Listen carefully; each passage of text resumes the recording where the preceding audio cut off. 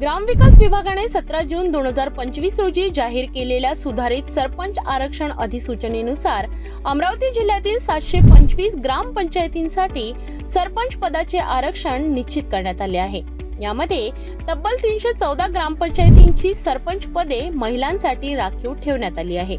जिल्हाधिकारी आशिष एरेकर यांनी या संदर्भातील अधिकृत आदेश 1 जुलै रोजी निर्गमित केले असून 7 आणि 8 जुलै 2025 रोजी तालुका स्तरावर ग्रामपंचायत निहाय आरक्षण सोडत प्रक्रिया पार पडणार आहे।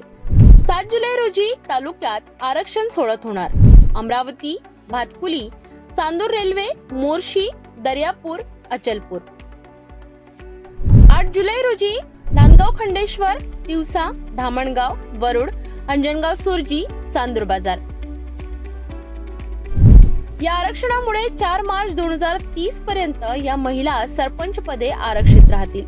विशेष म्हणजे लवकरच अमरावती जिल्ह्यात 550 ग्रामपंचायतींच्या सार्वत्रिक निवडणुका होण्याची शक्यता आहे आणि या निवडणुकीत सरपंचांची थेट निवड होणार आहे।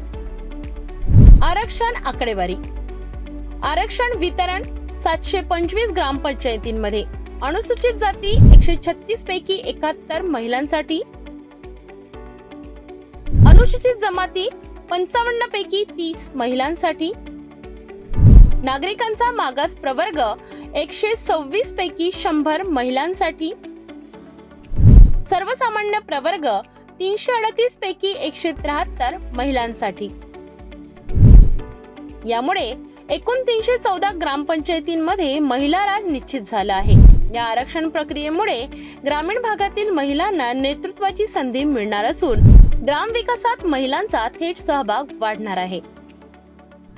राजकारण, प्रशासन आणि समाज विकासात महिला आता ठामपणे पाऊल टाकत आहेत। या संदर्भातील अपडेट्स आणि अंतिम आरक्षण यादी लवकरच आम्ही तुमच्यापर्यंत पोहोचवणार आहोत।